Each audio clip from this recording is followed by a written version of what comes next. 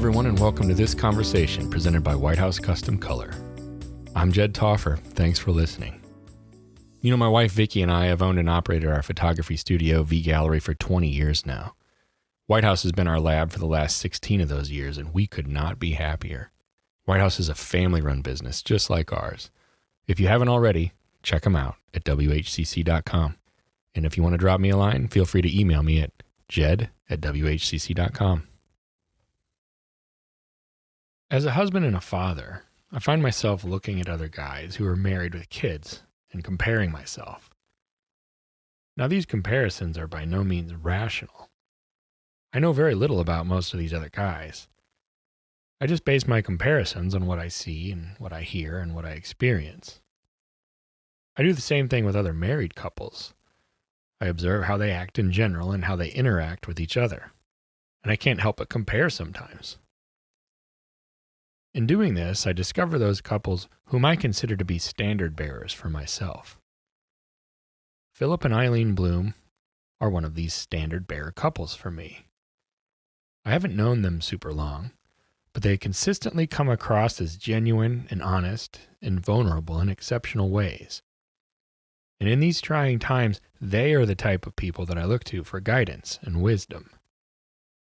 As we all go through this pandemic together, we're finding out what it's like to collectively suffer at all kinds of different levels. I'm here to tell you that for me, it's people like Phillip and Eileen who set a standard when things are quote-unquote normal, that when applied in our lives can really help the rest of us when things aren't quite so normal. In short, they strive to celebrate life in a way that isn't dependent upon circumstances or normalcy. And that's a mindset I can really use right now. Phillip and Eileen Blume. Hello. Yes. Hello. That's us. You guys are different. Oh, thank you. Wait, we think. How do you mean? That's meant to be a compliment. But it's true that you're different. What I want to know right off the bat is, how aware of it are you? How weird are we? How aware? That we are different. How weird are you? That's a different podcast. But for this podcast, honestly, because we talked about this very briefly, okay, on the way up in the elevator here to come to this room. And this, so what's been on my mind, you know, bigger picture type of stuff with you guys in particular is you're different. You're not the same. Okay. And I do mean that as a compliment. I know it can be taken both ways. Right. But what I'd like to get a sense of from both of you, and mostly from you, Eileen, because I've spoken to Phillip before, but I do want to hear a lot from you. So we're different from each other, or different of course from that, others? of course that. But I'm looking at you as an entity together, Gotcha. like in our industry. So I'll drill down a little bit and give you a little bit more to work with. in our industry, we have these different entities, these different personalities, right? That are big names or whatever. They're on the circuit and they're showing up here and there, and they're educating and they're inspiring and all the stuff that people do, right? Right. And you're not the same as many of them. Now, don't get me wrong. I could say the same thing to a lot of other people. You're different, right? Say that to everybody. So I don't mean it to single you out completely. But do you have a sense that you are different than other people doing the same thing that you guys are doing?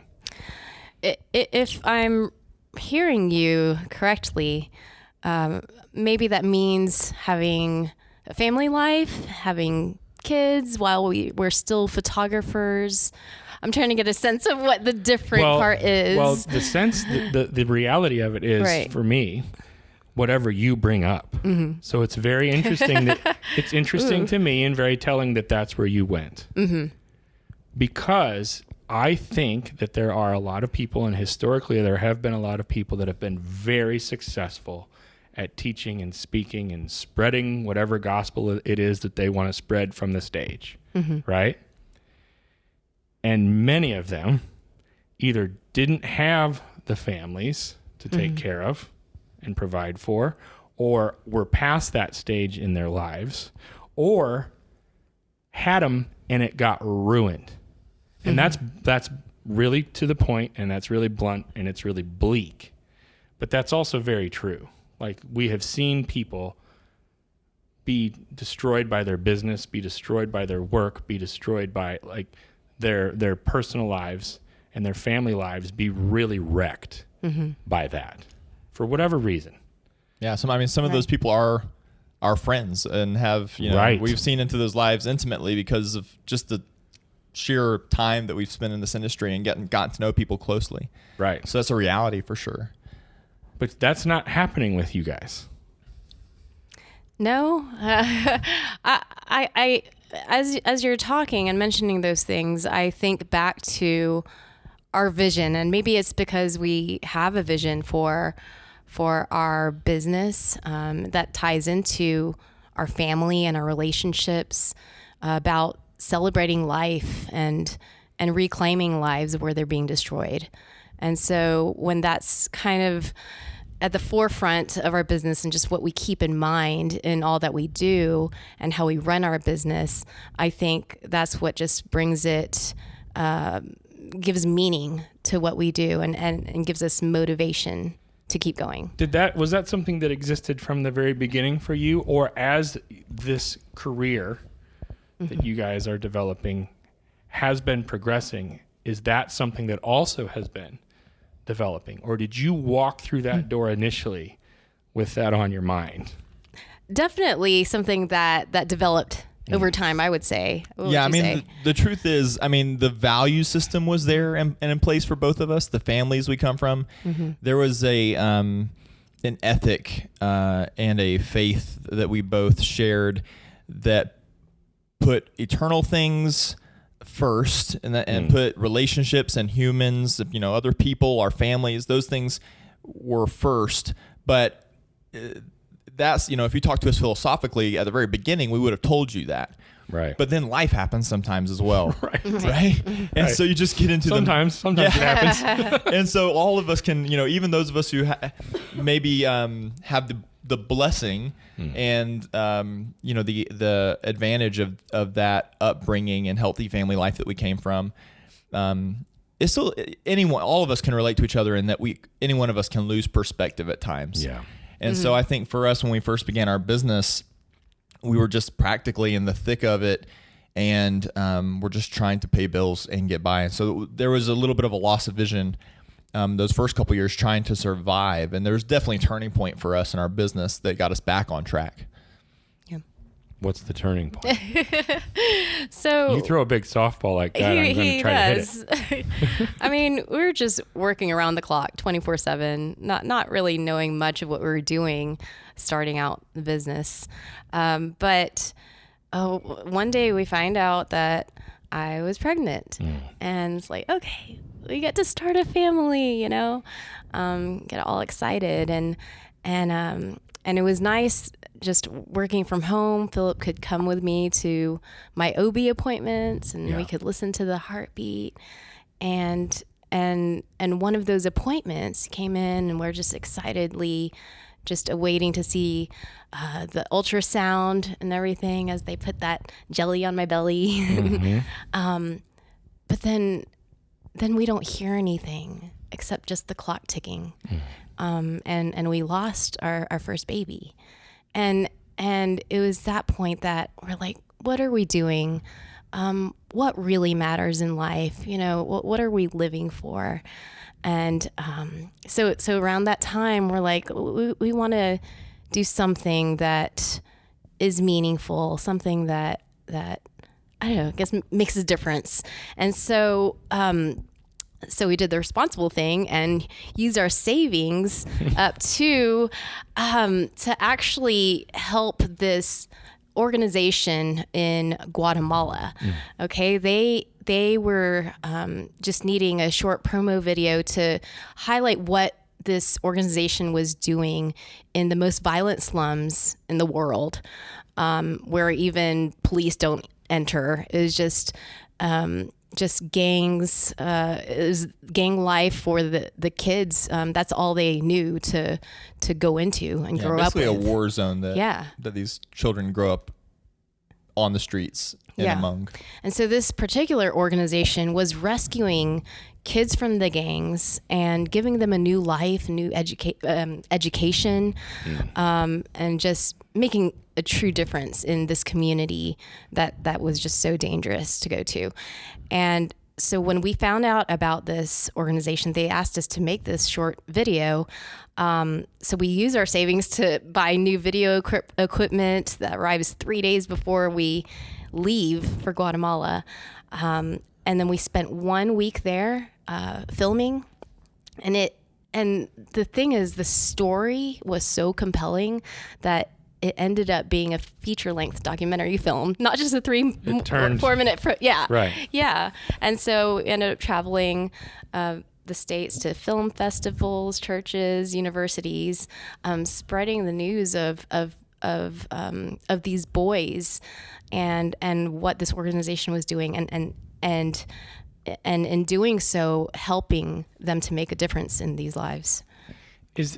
I want to get this straight, because I got a lot of things running through my mind. I knew of this story from you guys. And right. Phillip, I think we've discussed it before, but I'd like to open it up a little bit. And what I'm hearing you say is that for you guys, something tragic and very difficult led to something beautiful and amazing. Is that fair to say? There's a direct correlation there. Is that right?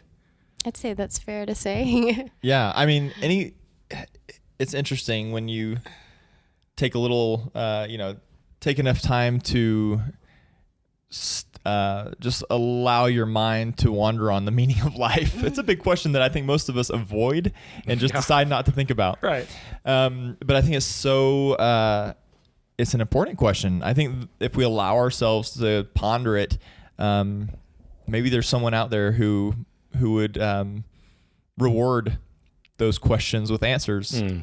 And so really, I think it's true that when life is full of suffering, it's when we look at, other photographers, others in any realm of life who we just see them as successful, and it's all of that is a facade. Everybody has some experience at some point in their life of challenge. Everybody has some baggage that sometimes they're not even aware of that just distorts the way that they approach their lives. And it could be so much healthier if they could get to the bottom of that. So I think for us, in our case, we went through what is a much more common experience than, many people realize. Yeah.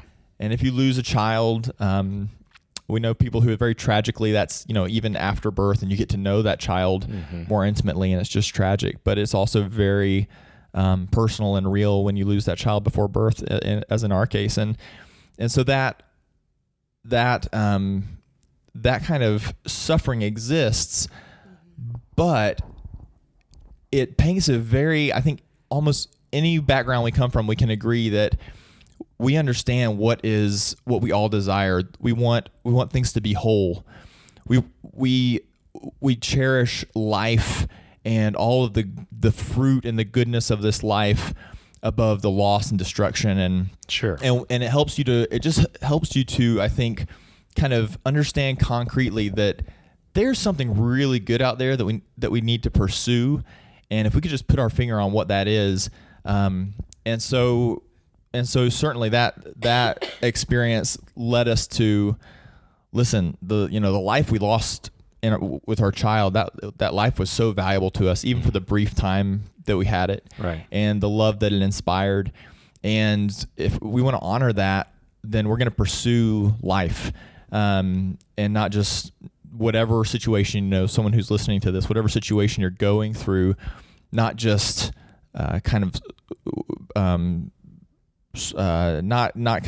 just get caught in that cycle of depression or sorrow, or wallow in it, but to instead reach out for the good that we all kind of sense. So that it definitely did push us toward doing things that we know could bring life in the situation of helping an organization or And when we stepped into, like here we are recording at WPPI at this big giant conference with all the glamour and glitz. And, even outside the photo conference, there's this Las Vegas where the lights are shining and beckoning people to come and, fulfill their whatever, Yeah. They don't have enough relationships, so they need some naked women in front of them to fulfill some of these desires or something. And it's all pointing to this emptiness that I think when we stepped into this world as in the education industry, it was definitely, we were coming from a place where like we just wanted to meet people and encourage them that as photographers, as visual storytellers, we had just learned that we have superpowers, and we wanted them to know that too, and that they could take their cameras and do world-altering, transformative things with them beyond just make glittery photos. And so I think that's where, from the very beginning, it was just a different story for us, and it kind of shredded away the temptation to want to build a rock star persona in this industry or something. I could care less about being a rock star. Right. Well, and maybe that's one of the things that make you different as well. Yeah, I don't like being in the limelight. I'm such a behind the scenes person. I mean, even in our relationship, Phillip is the big idea person, and then I'm the one who implements those ideas, or the processor, whatever you want to call it. Executor. Executioner of dreams. Well, but how important is it to have a filter, essentially, right? Like, because I'm in a relationship with a woman she's an idea factory. And so I'm more like you, Eileen. I like staying behind the curtain. Even doing a podcast for me is fine because you can't see me and this isn't live, right? So I take comfort in that. Right. Whereas, some people might want to be filmed, and some people might get excited about something like this being live. I'm so relieved that this is not on video.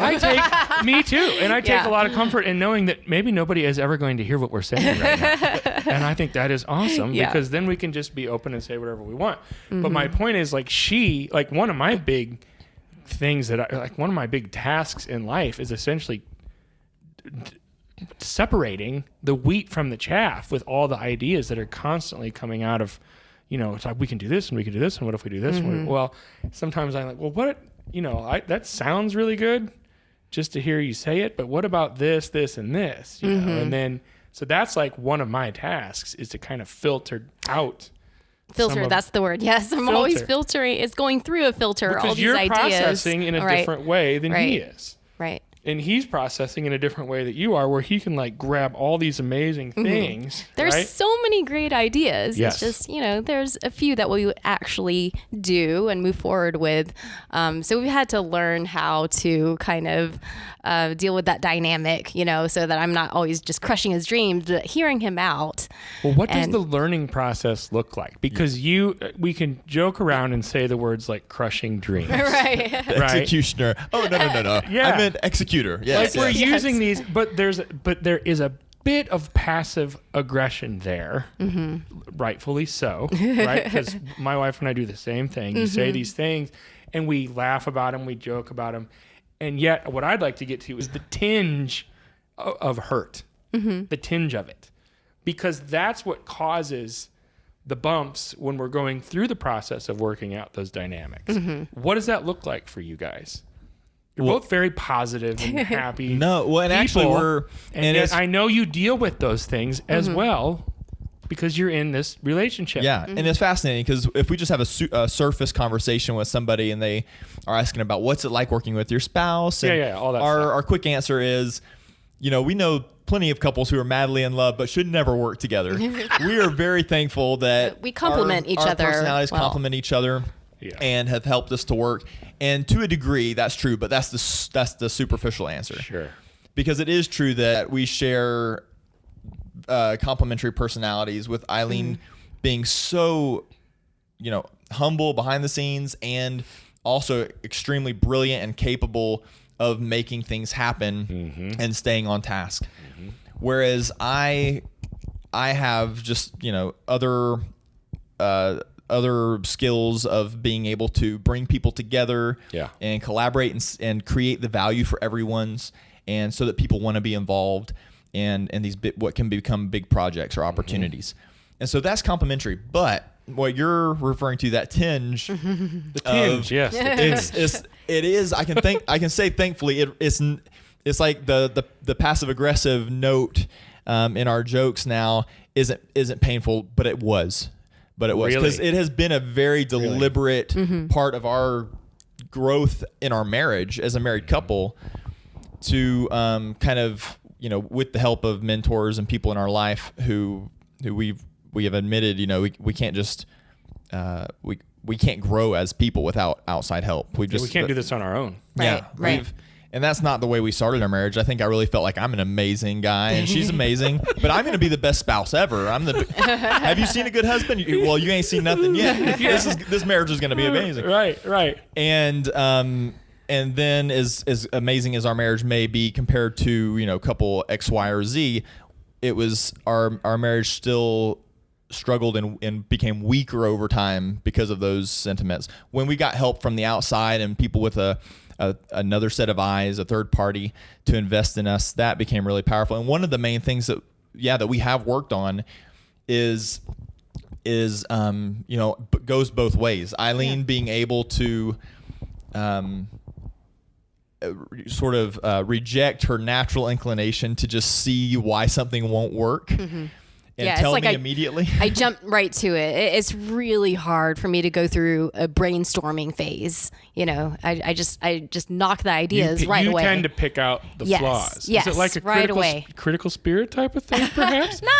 not so much. It just immediately goes through that filter rather than just coming up with the idea stage. You're a skeptic at heart. Maybe that's it. Well, you're able to see, I don't know about this way before you're just going to jump on board and be like, yeah, let's just go out and get after it. Right. You're prone to see what you perceive are the dangerous parts or the risky parts. Let's put it that way. Right. Right. So you have that. That's actually a gift in a sense when aligned with you, Phillip. Yeah. Because if she can avoid the tripwires that would, take all your good intentions and all of your energy that you put into making something work, but you didn't see the tripwire, then you could undo and all of that work and good, all of energy and everything could go to waste. All of that's true, but herein lies the rub. She sees it as a tripwire, and you see it as a lifeline. Right? There may be times where she sees it as a tripwire, and you're like, oh yeah, that's a tripwire. But what I'm interested in is when she sees it as a tripwire, and you see it as something that's like a tether, that's that's a wire, but it's a necessary wire type of thing, right? So I'm taking your analogy to a different level, but. What then? Is that the part where you're like, we can't be isolated there? That's a perfect example of when we try to work that out by ourselves, it's destined to be a struggle until we get help with it. And to me, it's almost a fear because it's a personal work that I've, I forgot who said this. It was, but some great, business and self-improvement guru who talks about how, who you may know the guy's name. He was, I think, the mentor to Tony Robbins initially, whatever that guy's name is. Oh, I don't know Tony Robbins' mentor. Yeah, I don't know. It's one I learned his name recently, and obviously I didn't commit it to my long-term memory. But what he said he did was stick really with me. Important, though. Yeah. What he did say was, you can. Oh no, this was maybe Zig Ziglar or something. You can focus on your business, and you can make a living. Or you can focus on improving yourself, and you can make a fortune. And when you sit in that for a little while and process what it means, it really is. It's so amazing because you can force things to happen and try to put the pieces in place, but you'll always have blind spots. And so one of the and into your own personality and biases and things. So one of the greatest growth experiences that we've had for our business and for our moving our family forward and helping our kids to raise our kids the way we want to and everything has actually come back to this thing that I didn't have before, which now I believe is so important, is to work on myself and to get input from others and as hard as it is to take criticism, seek out criticism as to my own personality and my own habits, and then and improve those intentionally. So that the reason I say that as kind of a preface is because one of my, and it's almost an extreme case, but one of my personality traits since I was a kid is extreme perfectionism. Oh. And to the point that it was debilitating. Yeah. Just, I'm like in 5th grade, and I feel like if I don't make a 100 on this test, then I'm never going to get into college. I'm never going to meet a wife. Right. And like, Your life is over. Yeah. So that's the kind of, and still I have a kind of weird OCD where like my shirts are color coordinated in my closet and everything, so that's part of who I'll always be. But it was a very intentional thing, having to root out perfectionism in my personality, because it kept me from making any decisions. And as I developed that part of my personality, and I realized, you know what, if I can just almost intentionally ignore the details, and just say, I'm going for this. As scared as I am, I'm going to jump into it and try it. Then at least if it doesn't come out the way I want to, something will happen as a result.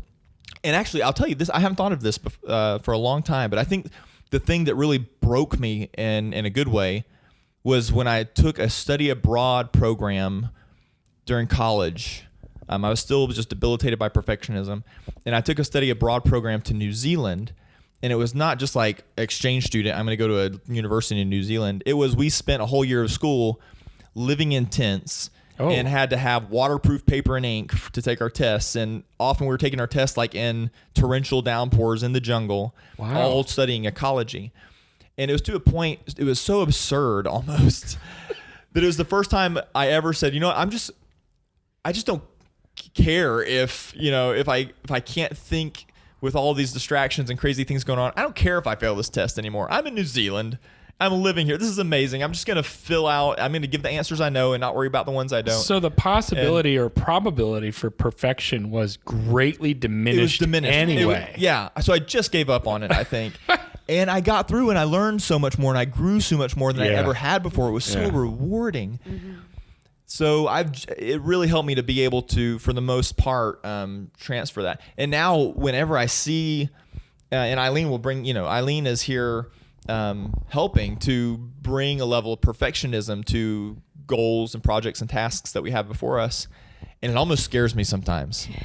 And so I have to, on my side, I have to open up and be willing to accept those so what is sometimes hard work to implement changes and improve things, and it's a balancing act, right? I mean, you'd say it's a balancing act to make sure that we do things that are scary and we are bold about them, and we do them even if it might fail or someone might laugh at us for it, but we do still do it to the best of our ability, to the point that we're not subtracting from other important areas of our lives. So in business, Eileen in particular, given everything that Phillip has just said, what does that look like in your business from your perspective?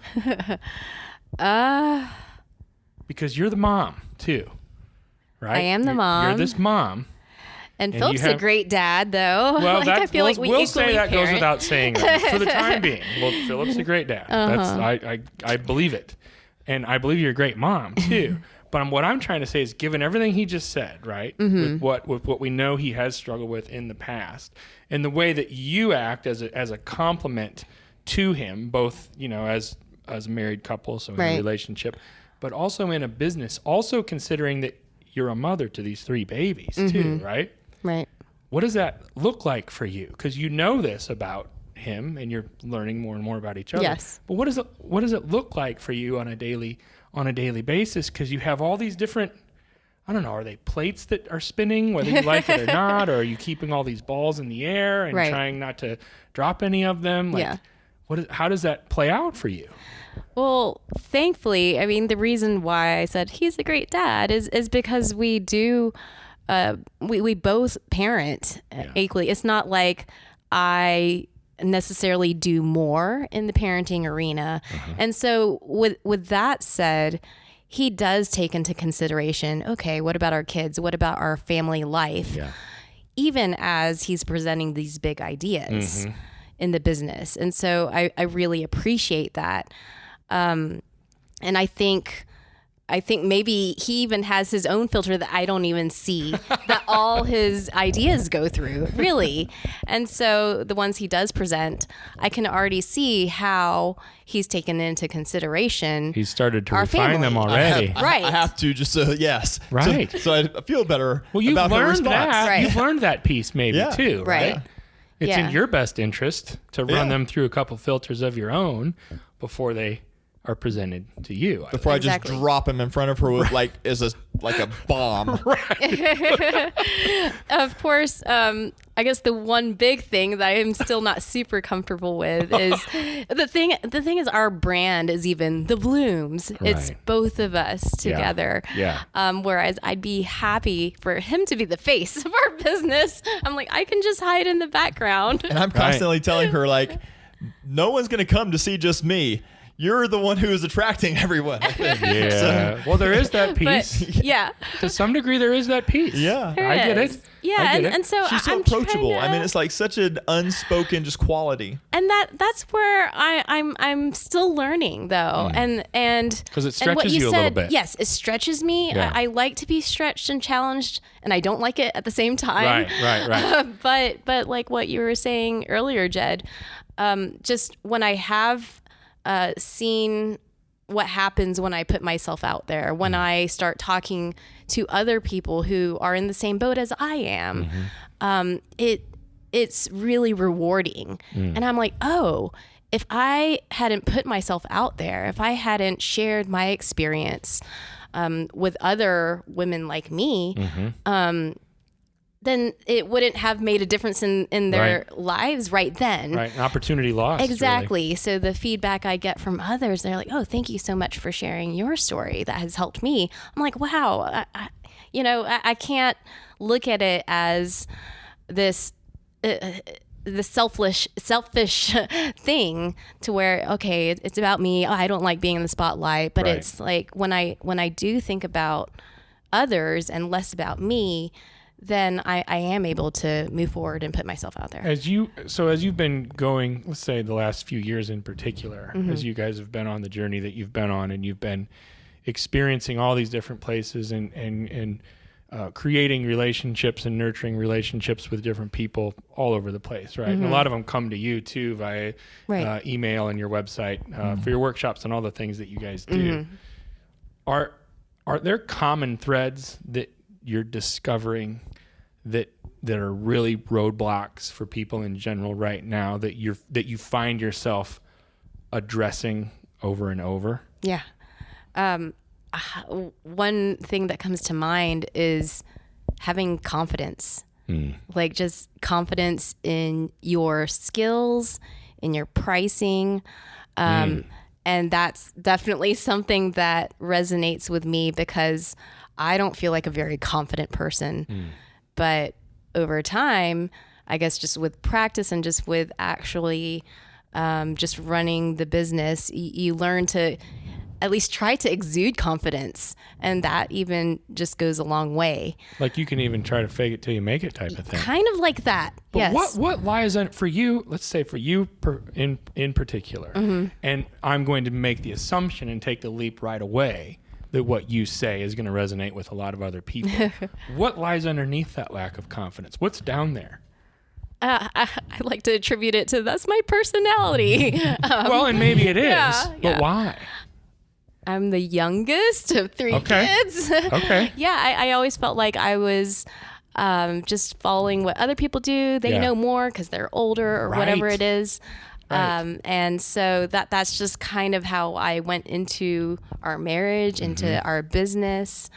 I remember the first couple of years of starting our photography business, and I would tell people, oh, I do photography. And I didn't realize how that came across. It's like, it sounded like I dabble in it. Yeah, You know, right, right. I didn't feel confident enough to say Right. I'm a photographer. Yeah. Yeah. It was literally a discussion we would have. Like, you need to, if people ask you what you do, say, I'm a photographer. Right. I am a Okay, photographer. I'll say it next time. Oh, yeah, I do some photography. I on do the wedding side. photography. You know, Yeah. a couple more Yeah. qualifiers. Let me add those Yeah. on.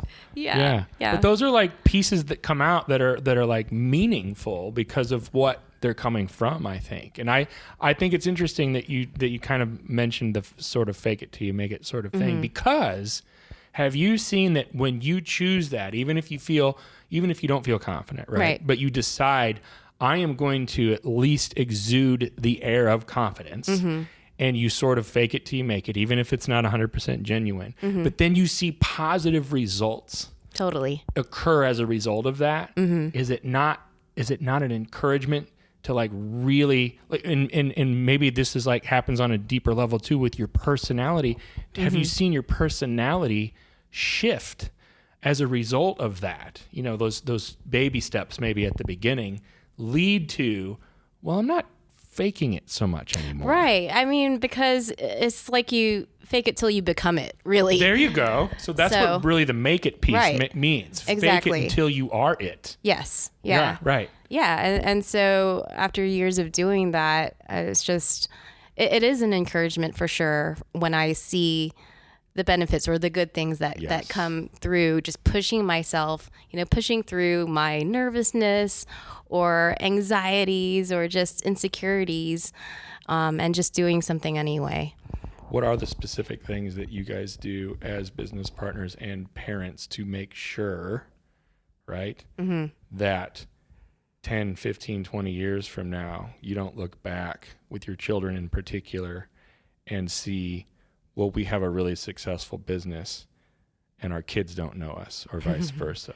What do you do intentionally now, today, so that does not occur? Yeah. There's a whole list of just practical things that I think we've implemented over years. I think it began with rules that we set for ourselves. We would do this every January at the beginning of the year. We would send the kids to grandma's and grandpa's house for like 2 days.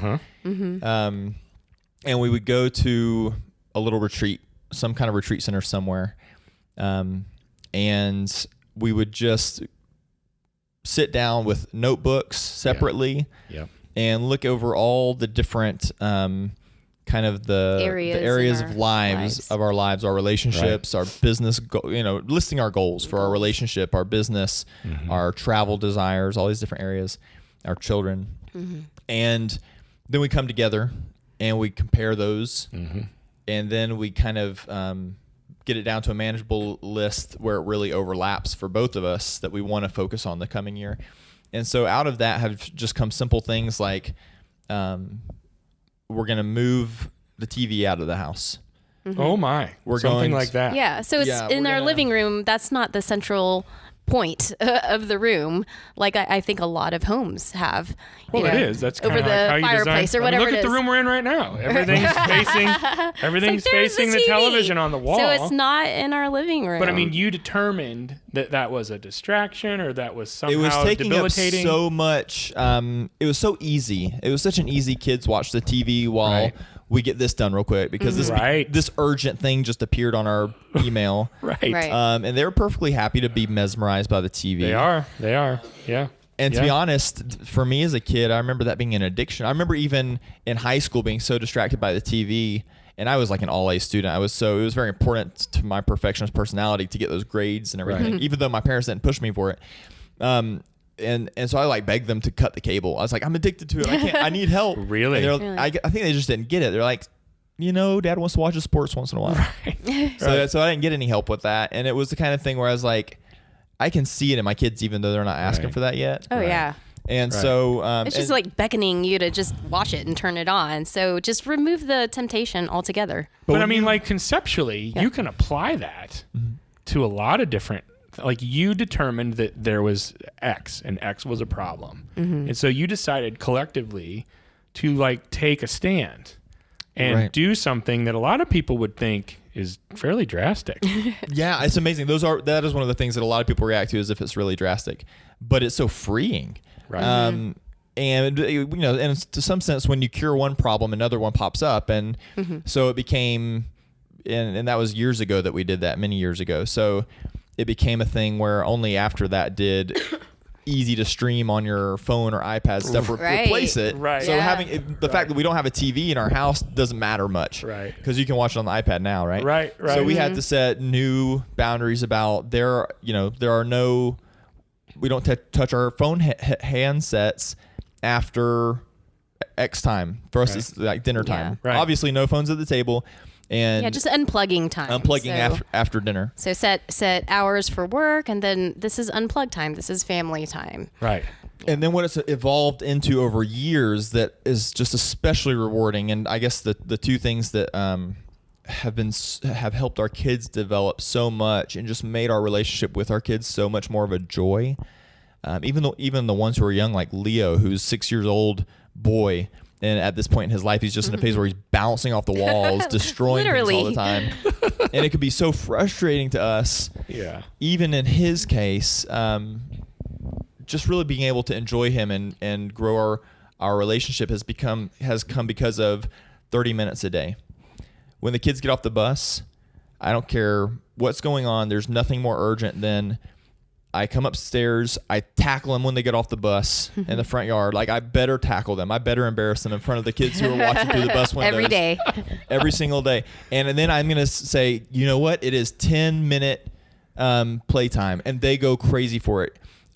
And it's 10 minutes of undivided one-on-one time. With each kid. With each one. That's why you say half hour, because you get 10, 10, right? Because they're completely different kids, we found out. Mm-hmm. Yeah. When we're not just corralling them around together. Mm-hmm. And honestly, we had been corralling them around together for so long that we only knew one side of our kids. We thought we knew our kids, and it was only a little piece of their personality. Oh. I mean, it's amazing. In 10 minutes, Juliet, our middle girl, she wants to plant a pretend garden. It's the middle of winter. We're not going to plant a garden, but we can go outside and poke sticks in the ground. Yeah. And those are carrots. And 10 minutes of that, and she's like, "Thank you for helping make my carrot garden. This was amazing." Oh my God. So much of what happened was just in her imagination.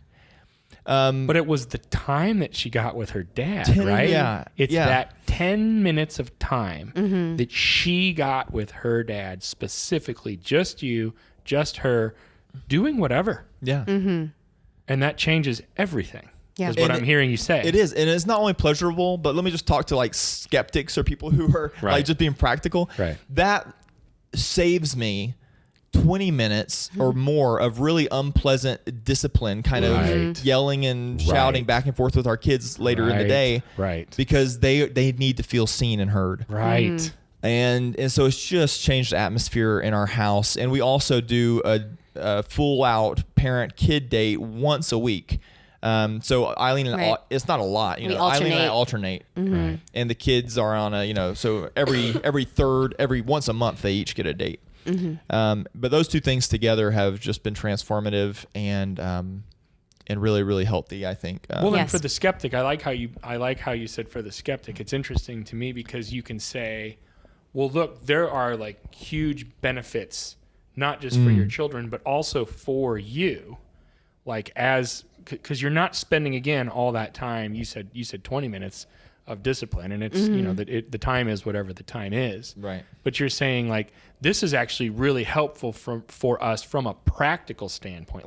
Logistically, this is a good idea. Sure, it's also amazing, emotionally, right, and relationally between me and my kids. Yeah. But there are benefits that extend beyond that. Mm-hmm. But it does require. That intentional, right. We're going to set this time aside. Yeah. And this is going to be our time. This is for me and you to plant a garden or to color in a book, right? Yeah. Or whatever it is that you're doing. I think and it's so commonsensical, but we don't do it. Right. And and as much as I love my kids, the reason I say, for the cynic or the skeptic is because I know now that the subconscious excuse in the back of my mind for so long for not doing that was always, the kids just need to understand I have things to do. Mm-hmm. I just don't have time. I just don't have time to color that Mickey Mouse page with you. And it was just a lie I told myself. I had time. I had to make time. Right. Yes. I love it. Well, I think you guys have answered my initial question with 30 different things. I think I see why you're different. It's a beautiful thing.